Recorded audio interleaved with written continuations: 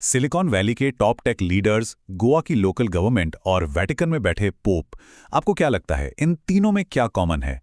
मई 2026 में जो एआई की आंधी आई है ना, ये सब उसी का हिस्सा है। तो आज के इस एक्सप्लेनर में हम इसी दिलचस्प सफर पर चलेंगे और इस पूरी हलचल को डिकोड करेंगे। अब सबसे बड़ा सवाल ये है कि क्या एआई इंसानियत के कदम से कहीं ज्यादा तेज दौड़ रहा है? मतलब सच में आजकल हर जगह यही सवाल गूंज रहा है।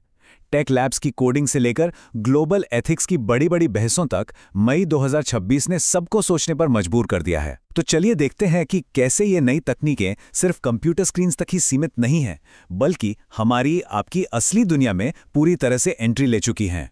ठीक है, तो आज की हमारी चर्चा का रोड मैप कुछ ऐसा रहेगा।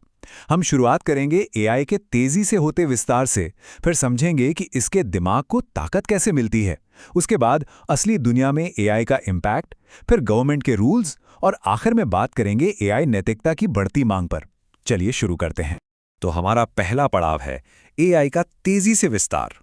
और ये विस्तार कितनी भयानक तेजी से हो रहा है जरा ये देखिए। सिर्फ 13 मई से 23 मई के बीच, यानी कुल जमा 22 कैलेंडर दिनों के अंदर अंदर टेक इंडस्ट्री ने 10 से ज्यादा बड़े एआई लॉन्चेस कर दिए। लिटरली 10 से ज्यादा। ये कोई मजाक नहीं है। ये साफ दिखाता है कि एआई अब कोई फ्यूचर की बात नहीं रही। ये इसी वक्त हमारे सामने एक बहुत तेज रेस बन चुका है।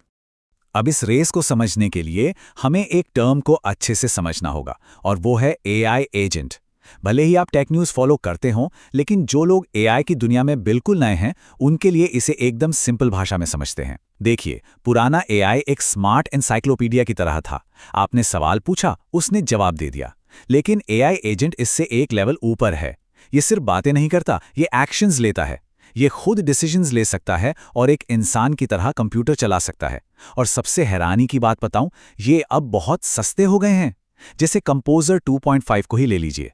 ये टूल सिर्फ 10 सेंट, जी हां, बस कुछ ही रुपयों में आपका एक पूरा टास्क कर देता है। ये सच में एक गेम चेंजर है। आगे बढ़ते हैं हमारे दूसरे टॉपिक पर, एआई के दिमाग को ताकत देना। अब भाई, इतने स्मार्ट सॉफ्टवेयर को चलाने के लिए भारी भरकम हार्डवेयर भी तो चाहिए ना। और यही एंट्री होती है एक बहुत बड़ी चुनौती की, जिसे हम कहते हैं द मेमोरी वॉल। इसे ऐसे समझिए, मान लीजिए एक बहुत बड़ा और भयंकर ट्रैफिक जाम लगा है। एआई का दिमाग एक सुपर फास्ट स्पोर्ट्स कार की तरह है, लेकिन जिस हाईवे से उसे डेटा मिलना है वो बहुत ही संकरा है।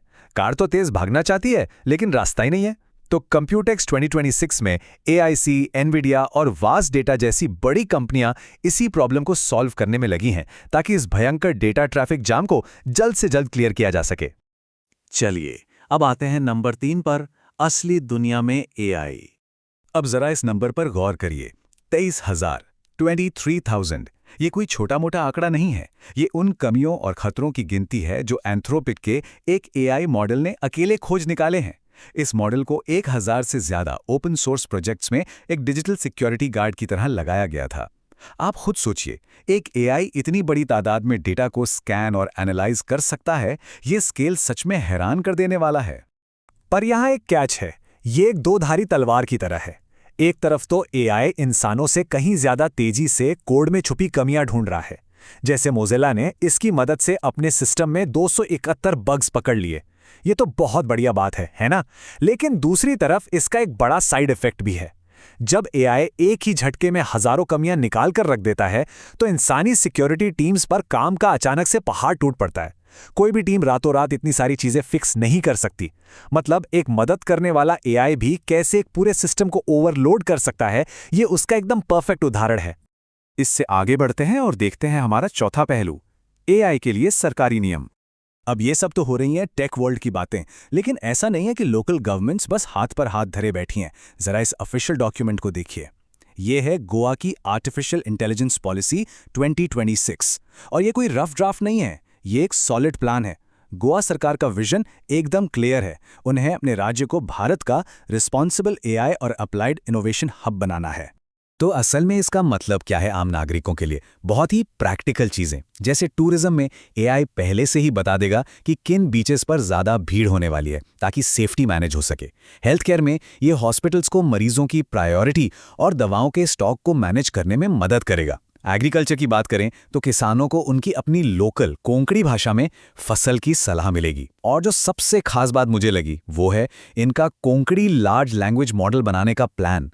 मतलब सिर्फ इसलिए कि कोई अंग्रेजी नहीं बोलता, वो इस टेक्नोलॉजी की रेस में पीछे नहीं छूटेगा। ये सच में एक बहुत ही कमाल का और इंक्लूसिव कदम है। और अंत में बात करते हैं हमारे 5वें और सबसे अहम मुद्दे पर, एआई नैतिकता यानी एथिक्स की मांग। एआई का असर अब इतना बड़ा हो चुका है कि इसकी गूंज दुनिया के सबसे ऊंचे मॉरल लीडर्स तक पहुंच गई है। अब बात सिर्फ सिलिकॉन वैली के कोडर्स तक सीमित नहीं है। जरा पोप लियो 14 के पहले विश्वकोश मैग्निफिका ह्यूमैनिटास के इस संदेश पर गौर करते हैं।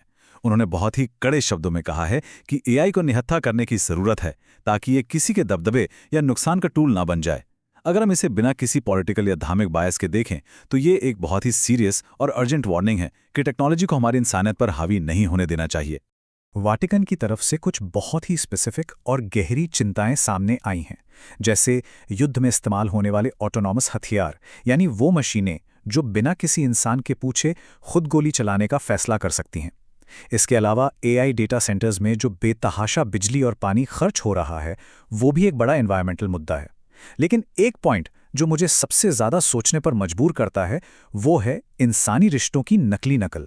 एक एआई आपसे एक दोस्त की तरह घंटों बात कर सकता है, लेकिन वो फीलिंग असली नहीं है, वो बस एक इल्यूजन है। पोप का सीधा सा कहना है कि शायद हमें एआई को अपनाने की अपनी स्पीड थोड़ी कम करनी पड़े, ताकि प्रॉफिट से ऊपर हमेशा इंसान को ही रखा जा सके।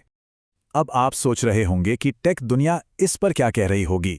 तो सबसे दिलचस्प बात यह है कि वो इन चिंताओं को इग्नोर नहीं कर रहे। एंथ्रोपिक के को-फाउंडर क्रिस ओला जैसे टेक लीडर्स ने असल में इन मॉरल गाइडलाइंस का वेलकम किया है। उनका मानना है कि टेक लैब्स पर हमेशा मुनाफे और मार्केट में आगे रहने का भयंकर प्रेशर होता है। ऐसे में उन्हें बाहर से ऐसी मजबूत नैतिक आवाज़ों की सख्त ज़रूरत है जिन्हें पैसे और बिजनेस का लालच न झुका सके। ये साफ दिखाता है कि टेक डेवलपर्स और एथिक्स के बीच फाइनली एक बहुत ही ज़रूरी बातचीत शुरू हो गई है। तो इसी के साथ हम आज के इस एक्सप्लेनर के आखिर में आ गए हैं। हमने देखा कि कैसे एआई एक तरफ तो इतनी भयानक स्पीड से आगे बढ़ रहा है कि मेमोरी वॉल जैसी चुनौतियां खड़ी हो रही हैं, और दूसरी तरफ असली दुनिया में सिक्योरिटी, गोवा जैसी सरकारों के नए नियम और वैटिकन से उठी नैतिकता की आवाज़ें भी गूंज रही हैं। मई 2026 ने हमें साफ दिखा दिया है कि एआई सिर्फ एक सॉफ्टवेयर नहीं है, ये हमारे समाज का एक नया आईना है। तो जाते जाते मैं आपको इसे एक आखिरी लेकिन सबसे बड़े सवाल के साथ छोड़ना चाहूँगा। जिस तकनीक को हमने इतनी तेज़ी से बना तो लिया है, क्या इंसानियत सच में उसे सही दिशा में चलाने के नियम लिखने के लिए पूरी तरह से तैयार है? इस बारे में ज़रूर सोचिएगा। आज की इस चर्चा में जुड़ने के लिए आपका बहुत बहुत शुक्रिया।